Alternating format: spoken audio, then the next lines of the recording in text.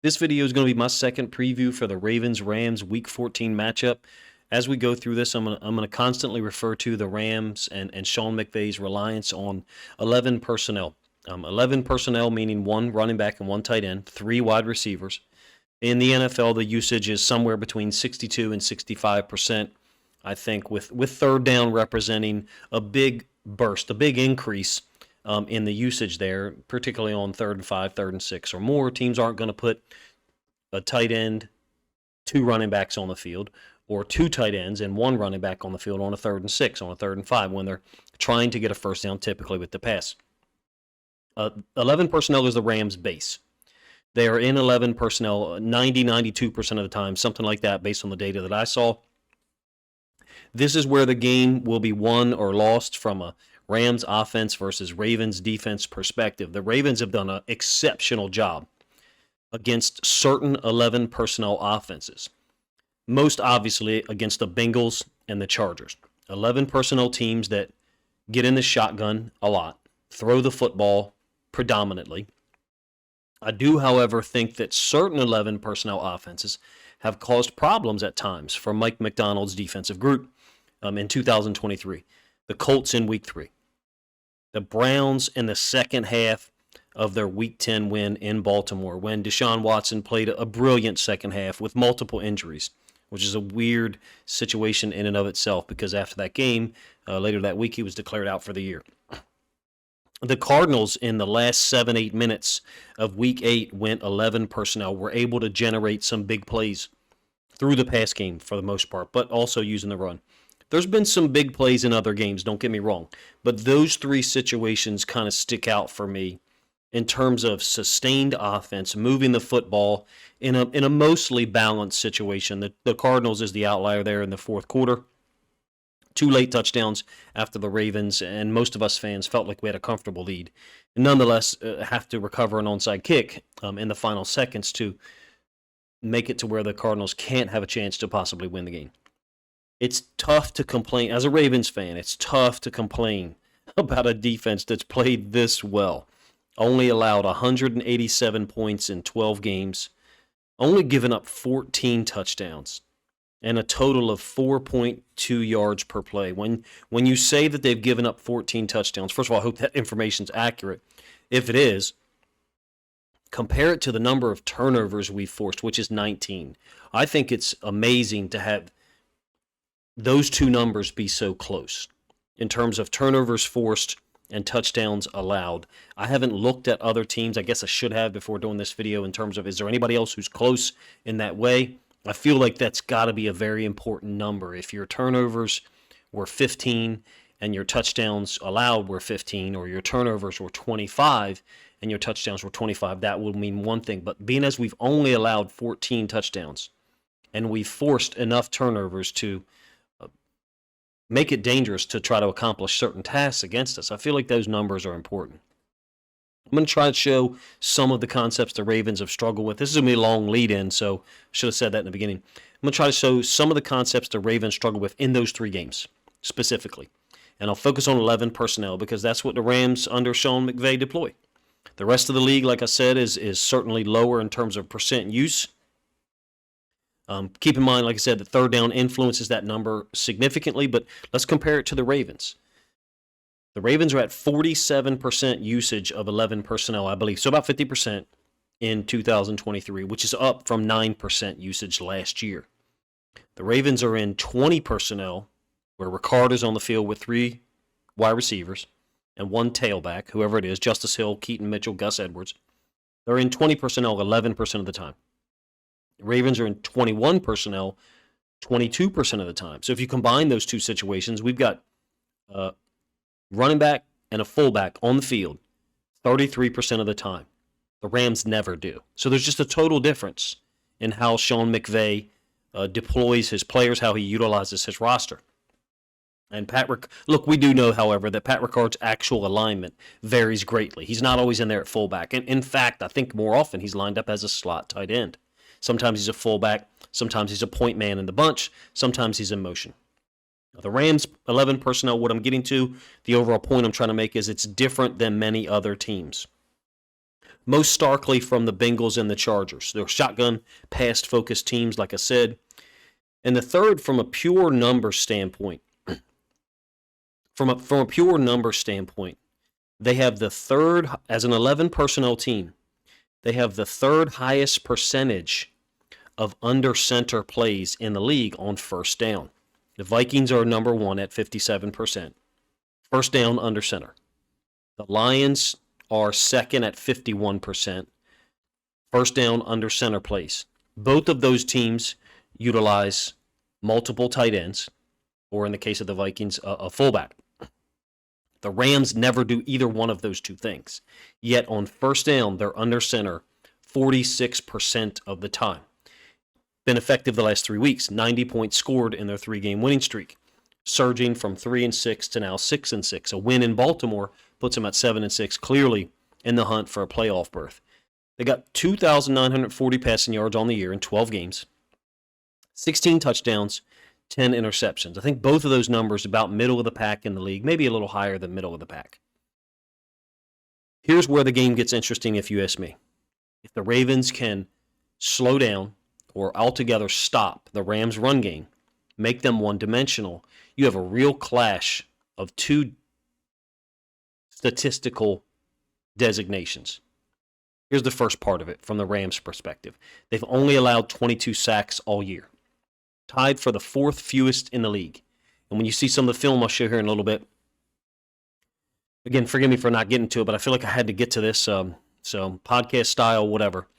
Tied for the fourth fewest sacks allowed in the league. When you get to the film, you'll see how smooth they are at passing certain things off, staying with certain stunts by D linemen, handling things from a four-man rush perspective. I think they're really good at least recently. I've got film from the last 3 weeks. Now, when you bring a nickel rusher into that situation, or perhaps an inside linebacker blitzer, which I haven't seen as much, I think the dynamic does change, and I intend to show you film of that. Ravens are leading the league with 47 sacks. Clear clash of two teams that are strong in both of those areas. Ravens would be well suited to stop or slow down the run game and get McVay out of those situations where he can go under center, have a run-pass option type setup, and keep us honest defensively. But by the way, as an aside, the Colts, who the Ravens lost to in Week 3, and it was a disappointing loss, clearly, they're second in the league with 42 sacks. In any case, the Ravens are only allowing 5.5 yards per attempt, per pass attempt, in the NFL. By far the best in the NFL. I think the next best team is 6.2. Pressure, if you ask me, will be a key. The Rams O-line shows a nice ability to pass off stunts, like I said. I think nickel DB blitzes, particularly against the Seahawks, gave them problems. They had no trouble with the Arizona Cardinals. Much like so many other games I watched from the Cardinals, their defense looked vastly different than what we saw for about 2 quarters of our game against them in Arizona. O-line has only allowed 1 sack in the last 3 games, including 0 sacks by the Browns when the Rams generated 400 yards of offense. 0 sacks the week before by the Cardinals when the Rams generated 457 yards of offense. They've been playing extremely well recently. Am I saying I think they'll beat the Ravens? No, I'm just giving you information and trying to evaluate the game from a somewhat independent standpoint. I am a Ravens fan, but I watch film and I try to project what I think each team does well and how they'll match up. Let's check out some of the film now. All right, so we'll start off looking at some pass pro stuff. I'll start off with the Endzone Angle view and then a bunch of all 22 stuff and finish up with Endzone Angle at the end. What you'll notice is, of course, we're talking 11 personnel, mostly 5-man or 6-man protection schemes with tight ends releasing their routes, running backs potentially being used as a chipper or someone to help, A-gap up the middle. This is a 70-yard touchdown pass to Puka Nacua. Very similar blitz to one that the Ravens used, to be honest with you, where you have D tackles flying out of here. This one particularly late. A little bit of a Tampa 2 element with this inside linebacker, I think, Tacky, running in between the hash, vertical. Nacua is able to beat the safety to that side and Tacky. But you see Stafford recognized it quick. I think McVay has the benefit of – the Ravens are very multiple in coverage. If you're a Rams fan watching this long, first of all, thank you. But Ravens fans don't need to be told this. The Ravens are extremely multiple in coverage. fool people, trick people, whatever the word is you want to use, disguise. McVay has the benefit here of not just a lot of film, but a lot of film against NFC teams that have been shocked by some of the things the Ravens do in terms of being multiple in coverage and multiple with their blitzes. I think there's something to be said for that McVay is the third NFC team coming to Baltimore later in the season. Am I saying that plays to his advantage? Potentially. Last week against the Browns not able to get a single sack. This is a 2nd and 9, third possession, 11 personnel, just a clean pocket to throw from for Matthew Stafford. It's going to be a defensive pass interference down to the bottom side of the field against man. The Browns oftentimes, hold aggressively, if you ask me. Now, this particular time, I think it's Newsome, I believe, ends up making contact before the ball is there. But you'll notice there's a clean platform to throw from for Stafford. That's going to be something you see consistently in this video. Again, 1 sack allowed in the last 3 weeks.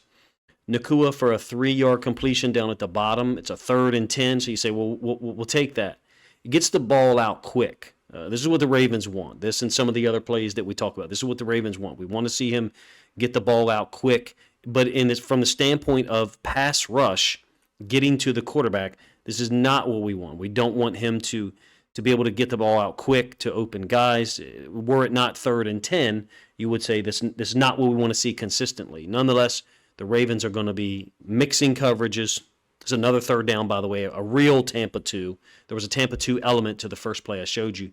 This is an actual Tampa 2 where you can see very clearly 2 safeties high, corners in the flats, someone guarding the hook area outside the hashes, and then Mike linebacker, whoever it is, could be a safety, whatever, running the pipe between the middle of the field. Underneath, this is exactly what the Ravens want on a 3rd down, as well as the last play is someone breaking downhill, Stafford getting rid of the ball fast, a big hit to force a stop, or force McVay to make a decision on a 4th and 3, 4th and 4, which I believe is what this ended up being. Ravens are going to have to stop the run, slow down the run to get to these positions. Are we going to be able to get to the quarterback and cause a lot of pressure? I mean, if they do, the Ravens are an outlier, which we know they are. Defensively, they're an outlier with so many sacks, only 14 touchdowns allowed. Number 1 in the league, I believe, in terms of points allowed. This offense has a great head coach and offensive coordinator with a great scheme, great understanding of his scheme, and he's seen how people have defended the scheme over the years, particularly in the Super Bowl loss to the Patriots and Bill Belichick. This is a situation where Mike Macdonald has been able to either confuse people, disguise coverages, disguise blitz, and get to quarterbacks. You see how well these guys pass off some of these stunts that are the same things the Ravens run, and you can't help but think, well, can they do this against the Ravens? Can they just pass off these things as well and give Stafford the ability to have clean windows to throw the ball? It's a 3rd and 7. It's incomplete to Cooper Kupp. There's no pressure, number 1. Number 2, it's a 5-man protection scheme. It'll be a great battle between the Ravens' 4-man rush and or stunts blitzes and the 5 or 6-man protection schemes that I see the Rams using. Against the Cardinals, really interesting that the Cardinals, so much film that I've seen of them this year, struggle on defense. And then they played well against the Ravens for the better part of 2 quarters. Big completion up top. I think it's Tutu Atwell. If I mispronounced his name, forgive me for that. Notice, nice clean throwing platform. Again, you do have a guy winning here against the left tackle, but they're very willing to the 5-6-man protection scheme, spread you out, kind of isolate things, and depend on Stafford to identify your blitzes, your coverage, get people in the right look, and lately they've been pretty good at it, particularly against Arizona. Get you the end zone angle of 1 in the moment. Actually, I'm going to show this play twice over the course of this preview. It's under center, not play action, which is kind of anomalous because under center stuff, at least the film that I have mostly focused on the last 3 weeks, is either run concepts or it's play action. This is just straight drop back. Tutu Atwell again, who I think is an underrated guy, if you ask me, lining up at the X on the backside. The Ravens are going to have to clearly play a lot tighter than this. But you're talking about a guy who can get downfield, like I showed you on the 42-yard completion earlier. End zone angle stuff, just watch how the O-line pass things off. I think they're very professional, playing at a high level. Again, only have allowed 22 sacks this year. Ends up being a scramble by Stafford, but there's ample time here, if you ask me, to get through the progressions. Happens to be nobody open downfield. In this case, Stafford has to force out of the pocket, only get 3 yards. Last one that we'll show you before we get to some of the nickel blitzes and compare it to what the Ravens do. Check out how these guys pass this off. This is another third down, and it's a short completion, so this is a win. But this is, in my opinion, this is another example of these guys doing their job and doing it very well. Now, you do have the running back involved over here to the side, and then also someone chipping to this side. So you're talking about 7-man protection scheme now. Nonetheless, look at the timing of these guys picking up the inside stunts. Think of how often the Ravens have gotten home on those inside stunts for our defense, number one. And number two, particularly in 2022, remember how our offensive line struggled with those stunts on our offensive side and gave up a lot of pressures and sacks in some situations. I think you're looking at a real clash if the Ravens are able to put Stafford and the Rams in these quite obvious passing situations, third down, which we know they will face some third and medium, third and long. Will the Ravens be able to get there, generate pressure, and I don't want to say trick or fool Matt Stafford and Sean McVay, but disguise things well enough that there's still some processing going on after the snap on the part of Stafford and his receivers and tight ends, such that it slows that processing down just enough to allow the pass rush to get there, or defenders to get in the passing window, Stafford to have to go to the next read, and by that time someone shows up for a sack. As good as the Rams pass pro has looked, at least in the last 3 games, the film that I have, 2.5 games really, because for the Seahawks I went and looked at a lot of second and long situations and third downs. There is some evidence in a small sample size that nickel or DB blitzes have some success or have caused them problems. This is going to be Devin Witherspoon. You feel like when you watch Seahawks film, defensively at least, it's going to be Devin Witherspoon in 2023. It's a 2nd and 8. Nickel blitz, very similar to something that the Ravens run often.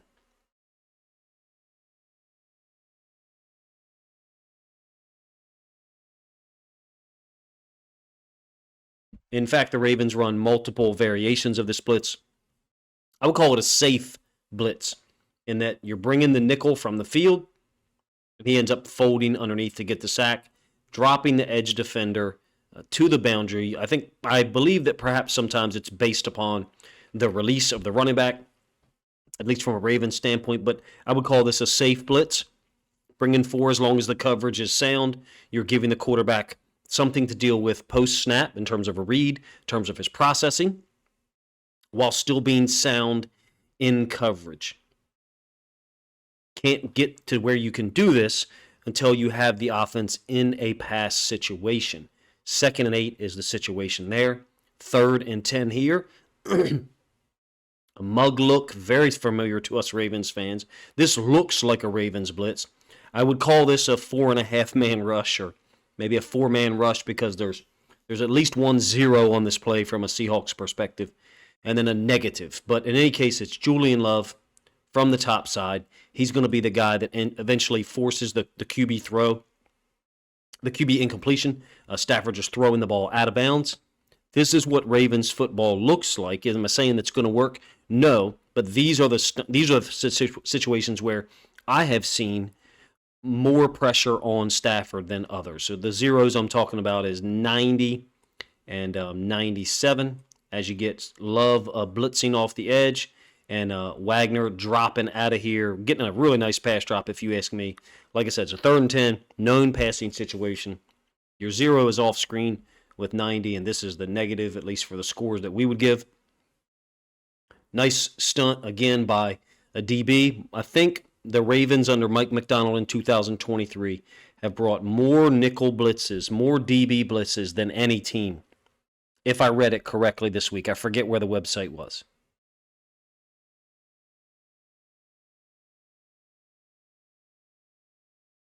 The most significant of which clearly has been Kyle Hamilton, but Arthur Mallette has been extremely effective at it as well. I think those two combined have been spectacular on these nickel blitzes. In 2023, Hamilton had these 3 sacks against the Colts. Mallette has sacks against the Lions, the Steelers. I think he had another quarterback pressure against the Lions. The first game he played as a Raven this year, Arthur Mallette, I think he had another quarterback pressure. These are the types of stunts, the types of blitzes that Mike Macdonald will bring and drop people out of there. And he's not scared of when to do it. Now, this is a slightly different version of it. You have Mallette and then Queen are both involved with the blitz. Patrick Queen is not just an excellent blitzer for himself. He's also an excellent blitzer on clearing the path or picking offensive linemen for another rusher, a teammate. I think that's one of the underrated things about him that doesn't get mentioned. Of course, it doesn't show up in the stat sheet. Arthur Mallette, same blitz, very similar blitz at least to the ones that I showed by Kyle Hamilton. You're getting D tackles dropping out of there. In this case, Travis Jones. Not sure who the other D tackle is. Free rush off the edge for Arthur Mallette. This is what they would be looking to do, I think, against Matt Stafford and the Rams, rather than attack a walled castle, what looks like a very professional, highly trained, and effective offensive line in pass pro. Go ahead and try to get off the edge with a nickel blitz. Well, it'll be the chess match. This is a 4th and 6, 2 minutes left in the game against the Chargers. Like I said, Macdonald doesn't care about when to call this stunt or these similar stunts. Dropping 2 D tackles out of here, bringing the nickel off the edge. I don't want to use the word easy, but clearly he has a direct path to the quarterback with no one assigned to block him, since the running back is to the opposite side dealing with Queen, who most likely is just going to be responsible for the running back in man anyway. It's just a nice trade-off by Macdonald. He has a very intuitive sense about when to use these stunts. Sean McVay, as I said earlier, I think has somewhat of a tactical advantage in that he's seen how first-time teams going against Mike Macdonald's defense have struggled in 2023, at least in Baltimore. Additionally, the Chargers last week or 2 weeks ago out in Los Angeles. You guys let me know what you think of the pass pro plays I picked to utilize and show, the way that I tried to set up the fact that I think in normal situations, this offensive line looks really good. There's a small sample size based on the film that I have that illustrates that some of the outlier things that Mike Macdonald does might be effective this Sunday. All right, so the question is, how do the Ravens get the Rams in those known passing situations and then try to win off the rush and the coverage, stop or slow down the run game? Let's look at the numbers a little bit for the Rams run game. Ran for 120 yards last week against the Browns. The week before, 228 against the Cardinals. Prior to that, the first win of their 3 consecutive wins in this streak. Ran for 85 yards against the Seahawks in that 17-16 win. If you were to take out their rushing yards in their 2 wins over the Cardinals, so 37-14 win in Week 12, take away their 228 rushing yards there, and take away their 179 yards rushing in their Week 6 win over the Cardinals. The numbers would be on 967 rushing yards in 10 games. So that would dip their average rushing yard production per game down below 100 yards. And of those 10 remaining games, removing the Cardinals defense from the equation, 7 times they've been held below 100 yards in those 10 games. Which team are they? The team that ran for 228 and 179 against the Cardinals? Probably not on a weekly basis. Are they the team that only ran for 85 against the Seahawks and has been held below 100 yards in 7 of the 10 games? I guess the numbers would trend towards that. I tend to think they're the way they're performing now, they're more closely resembling the team that ran for 120 against the Browns and presented more of a balanced offensive attack.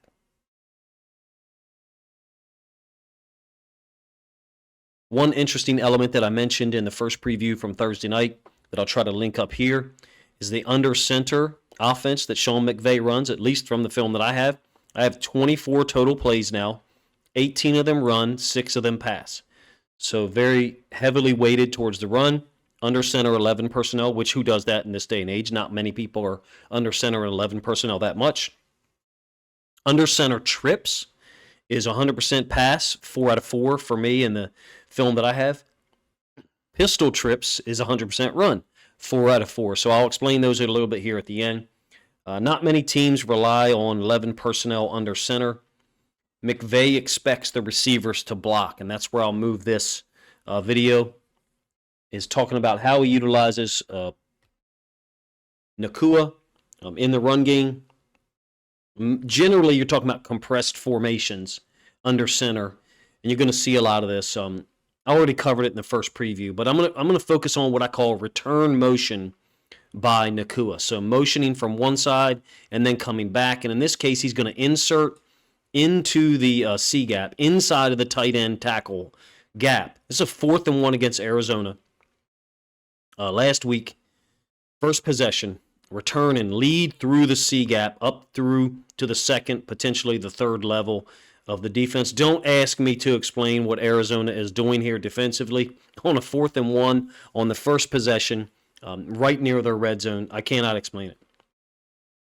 Clueless to defend the Rams in 2023. I think they gave up 830 yards of offense and 63 total points.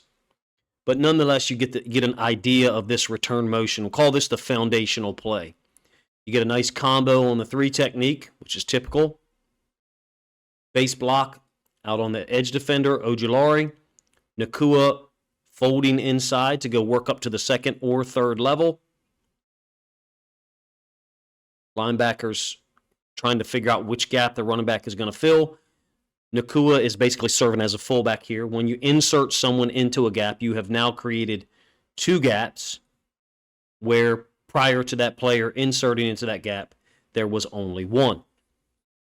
That's why the fullback was used for so many years. In this case, McVay is doing it with a rookie wide receiver who I think has almost 80 catches. Pretty unbelievable, pretty cool to watch. It's what makes the film of that guy really fun to watch. Compressed formation, 11 personnel, under center, run, right? Well, the return motion is actually often a pass play.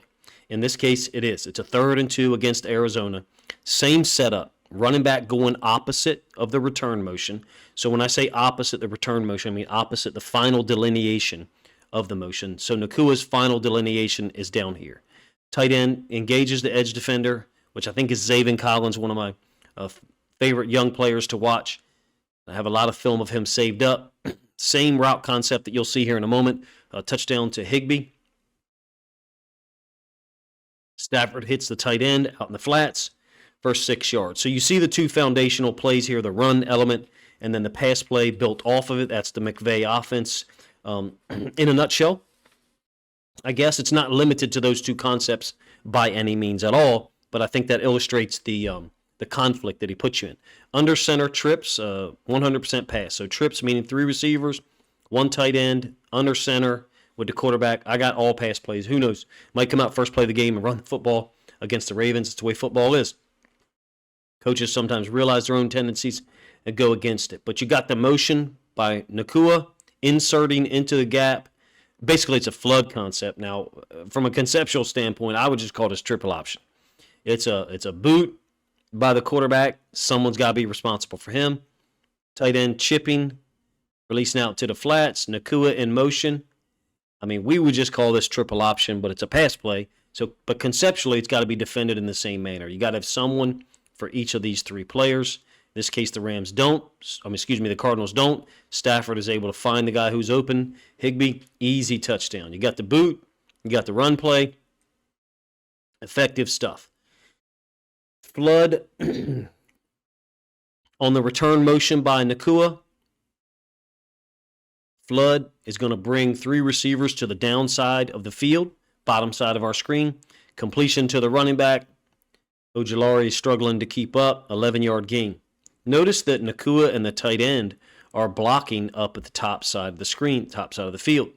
They're responsible for players or gaps up there. You got a half field read down here. Doesn't mean that Stafford's being helped out. He can't do a full field read. Like, those conversations are ridiculous when talking about NFL quarterbacks. This is just great offensive design and the offensive coordinator recognizing something in the defense where you can get clear out routes or you can create a high-low on a defender, put him in conflict, let the quarterback choose. In this case, he makes the correct choice underneath running back Ojulari trying to trail in space.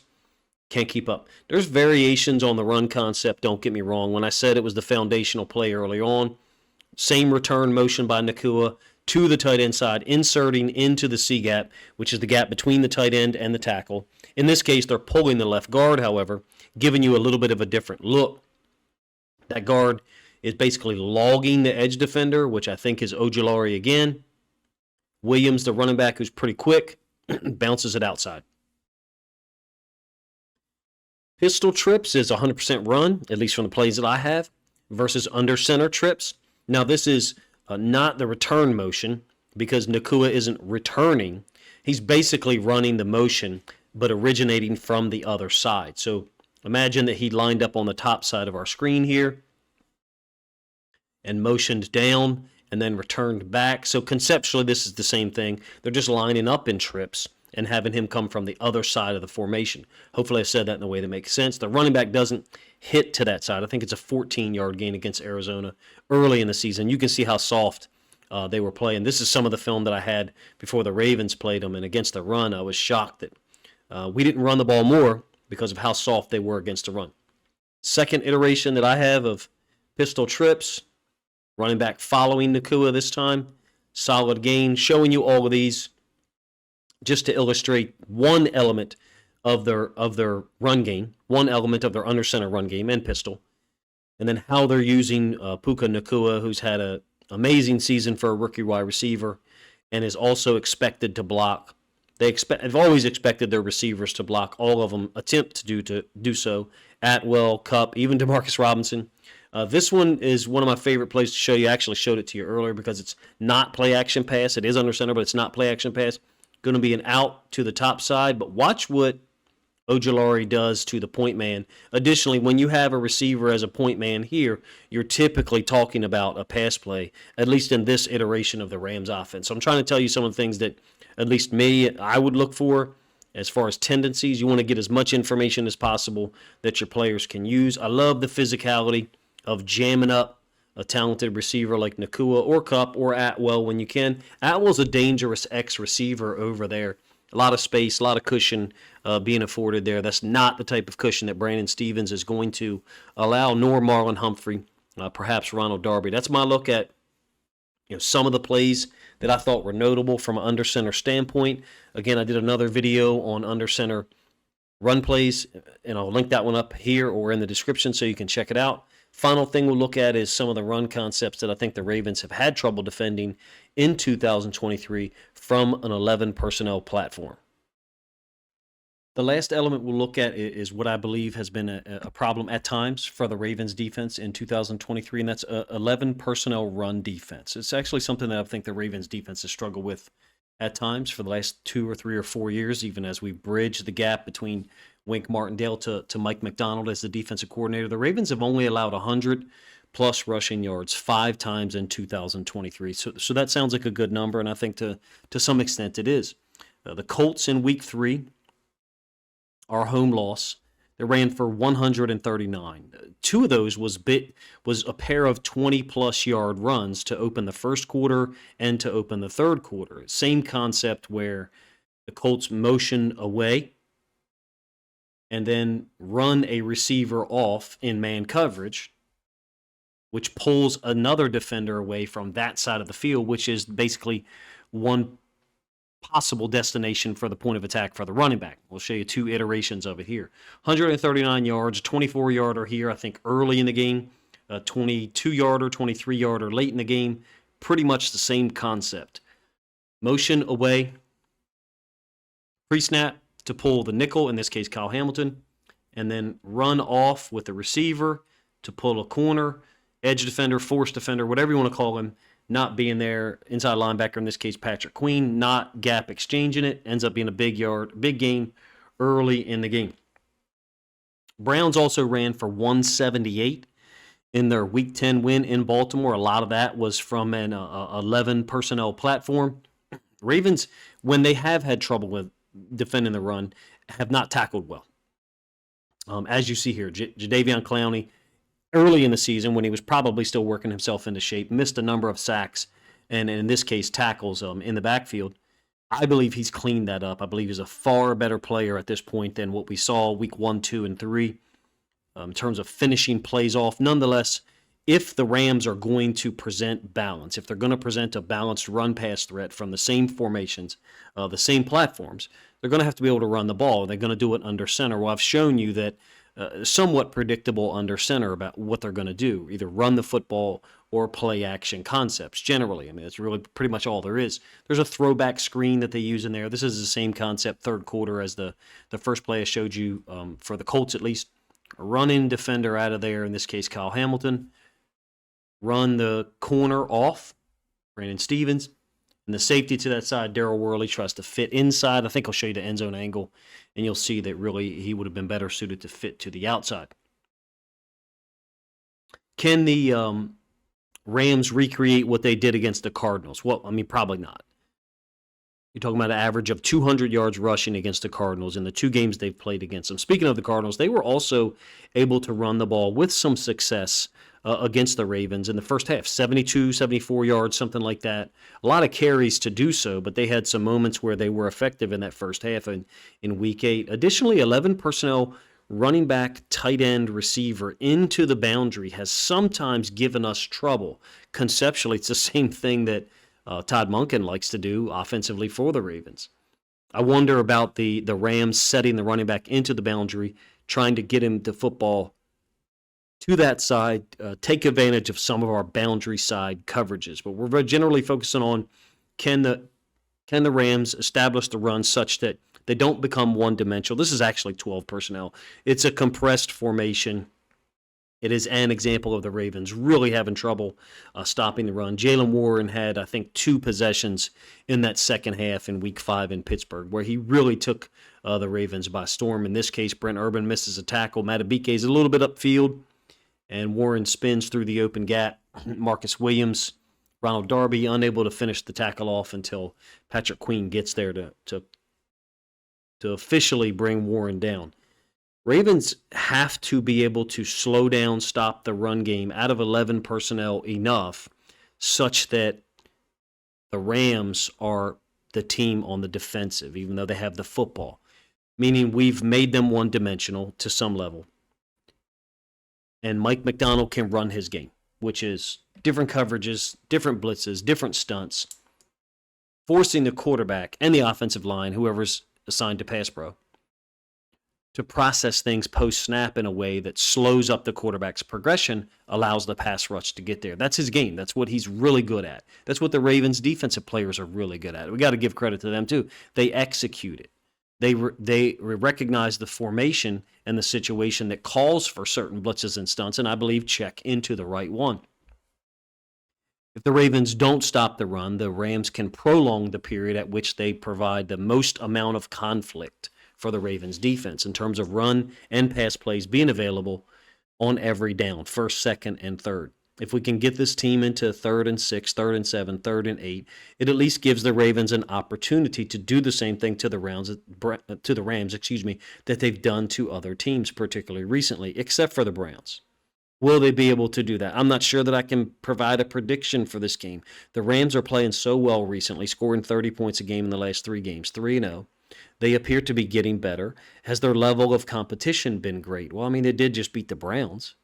They beat the Seahawks 3 weeks ago to begin this 3-game winning streak. But number one. Number two, the game's going to be played in some weather. High winds, apparently, 12 to 18 miles an hour. Rain is in the forecast. Lamar was sick one day this week. He was back at practice, I believe, on Friday. Do I sound like the Ravens are going to lose? Well, no. I mean, I fully expect the Ravens to have a great chance to win every single football game they play this year. They have so far through 12 games. The Rams' offense at least presents a big challenge. I think our defense is up to the task facing any 11 offensive players with the same jersey on in the NFL in 2023. They are that good. McVay does have the benefit, I think it's a significant benefit, of being able to watch a lot of film of how first-time offenses going against Mike Macdonald this year have struggled for the most part, except for Arizona late in the fourth quarter and the first drive of the Los Angeles Chargers 2 weeks ago in LA. Appreciate you guys checking the video out. I tried to package things together in a way that you could understand a couple of things maybe more clearly, pre-snap and post-snap. You see certain things formation-wise. Hopefully you'll be able to recognize it. If it brings you any enjoyment during the game, please let me know in the comment section here or in the reaction video that I do Sunday night. If you think other Ravens fans or Rams fans might enjoy this preview, it's kind of extended look at the Rams offense, what they do, and how it might match up with the Ravens defense, how it could potentially cause some conflict at times, then please consider grabbing a link to this video, sharing it out on social media to help this content get more reach. If you don't follow me on Twitter, please consider following me on Twitter, All22 NFL Cuts or All22 NFL Films. You can search it up. Appreciate you guys' time.